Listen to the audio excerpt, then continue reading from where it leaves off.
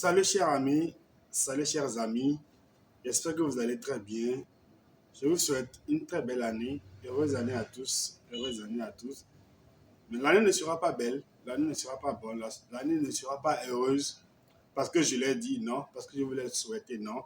L'année sera heureuse parce que vous avez pris des résolutions, vous avez posé des actes, vous avez pris des décisions, de très bonnes décisions qui vont vous amener à bon port, qui vont rendre votre année belle ou votre année heureuse. Donc, l'année ne sera pas heureuse parce que je vous l'ai souhaité. Ce que je peux souhaiter, c'est que chacun de vous arrive à faire ce qu'il doit faire pour que l'année soit heureuse et que vous ajoutiez la prière parce que rien ne peut être possible sans la volonté de Dieu, le miséricordieux, le très haut.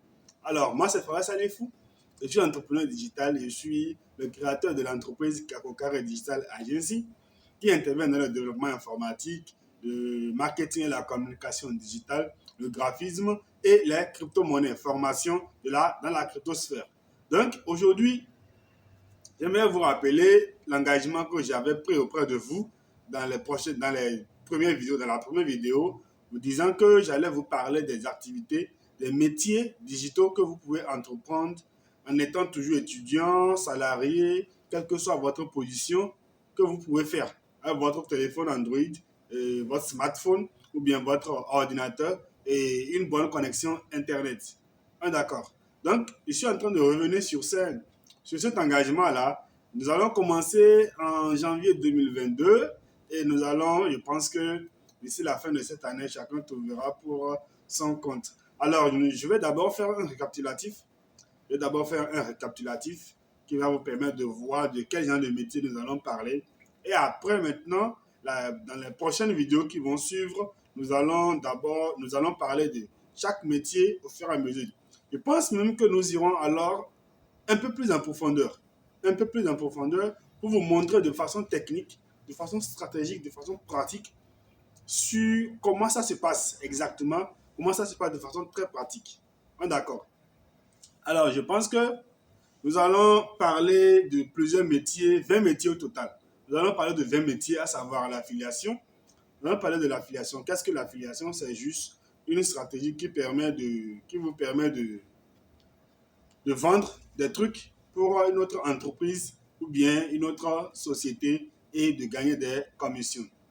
Après l'affiliation, nous allons parler de l'infoprenariat. Qu'est-ce que l'infoprenariat? C'est juste de vendre sa connaissance, de vendre une information, comme on dit, infoprenariat, d'arriver à vendre une formation. Nous allons parler de trading. Qu'est-ce que le trading? Le trading, c'est juste l'achat ou la vente des devises électroniques sur les marchés boursiers. C'est beaucoup plus compliqué que ça, mais nous allons aller en profondeur et chacun de vous va comprendre. Nous allons parler de blogging. Le blogging, qu'est-ce que le blogging? C'est un peu comme l'infoprenariat, mais c'est un peu différent. Donc, nous allons parler de blogging. Le blogging, c'est que vous avez un site internet ou bien une page Facebook ou bien, je sais pas, un podcast et puis que vous partagez votre avis, vous partagez vos connaissances, vous partagez vos expériences sur cet outil-là, ce moyen de diffusion d'informations qui vous permet de communiquer avec votre communauté. Donc, c'est ce qu'on appelle le blogging. Vous allez vous demander comment est-ce qu'en faisant cela, je peux gagner de l'argent. Nous allons voir ça dans la suite. Nous avons le YouTuber. Le YouTubing, donc, c'est un peu ce que je suis en train de faire là. Créer des vidéos, faire des vidéos constructives pour d'autres personnes qui vont suivre ça sur YouTube. Et avec des stratégies de monétisation, vous allez arriver à monétiser votre travail. Dropshipping, le dropshipper, donc c'est ceux qui vendent des produits qu'ils n'ont pas, mais à la différence de l'affiliation, c'est que c'est eux qui fixent les prix, c'est eux qui encaissent les sous et c'est eux qui font le jeu du producteur, ben le jeu de l'usine. Nous allons parler de ça de façon plus explicite. Il y a l'e-commerce. Alors, l'e-commerce, c'est un peu de dropshipping. Parfois, les gens ont tendance à confondre les deux termes, le dropshipping et l'e-commerce. Nous allons voir les détails ici. L'e-commerce, c'est le fait de vendre ses produits, ce qu'on a comme produits ou services en ligne. Le copywriting, alors là, c'est quelque chose de très nouveau. Donc, mais tout le monde peut être copywriter après avoir suivi, bien évidemment, une très belle formation. Donc, vous pouvez être copywriter. Copywriter, c'est quelqu'un qui écrit des textes. C'est juste qui écrit des textes, mais la spécialité ici, mais la spécificité ici, c'est que la personne écrit des textes pour vendre. Donc, quand tu lis un test de copywriter, c'est que la finalité, c'est que tu dois acheter le produit ou le service. Donc, le rédacteur web. Alors, rédacteur web, j'ai dit ici que le copywriter est écrit. Il est précisé que la spécificité de copywriter, c'est qu'il écrit pour vendre.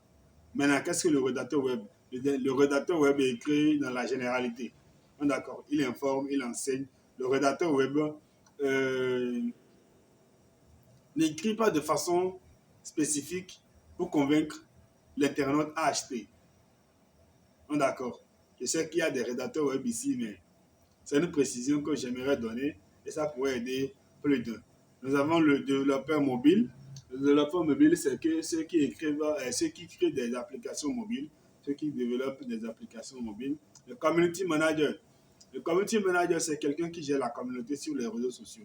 Tout simplement, le marketeur digital. Le marketeur digital est encore plus en avance que le community manager parce qu'il gère non seulement la communauté sur les réseaux sociaux, mais aussi sur les plateformes comme les sites internet, les applications, les plateformes, comment dit-on? Bon, les logiciels, pourquoi pas. Il gère le marketing digital de l'entreprise sur toutes les plateformes digitales disponibles. On est d'accord. C'est le travail du marketeur digital. Le graphiste, dont tout le monde connaît le graphisme.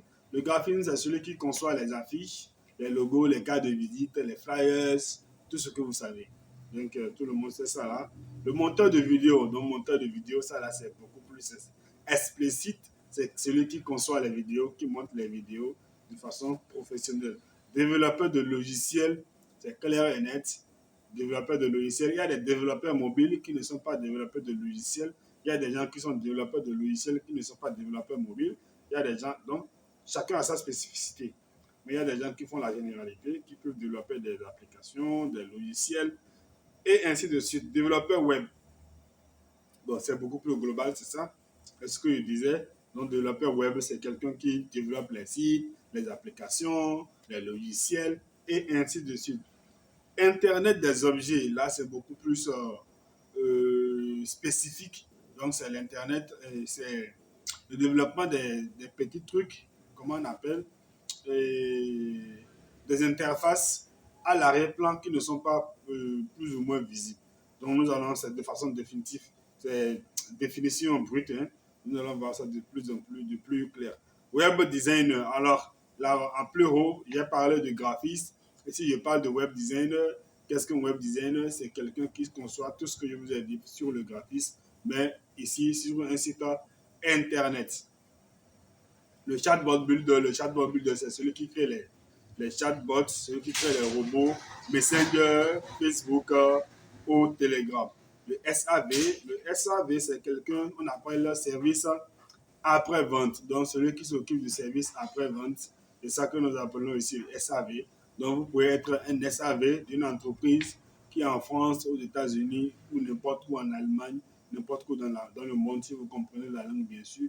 Donc, voilà les 20 métiers dont nous allons parler dans les prochaines vidéos.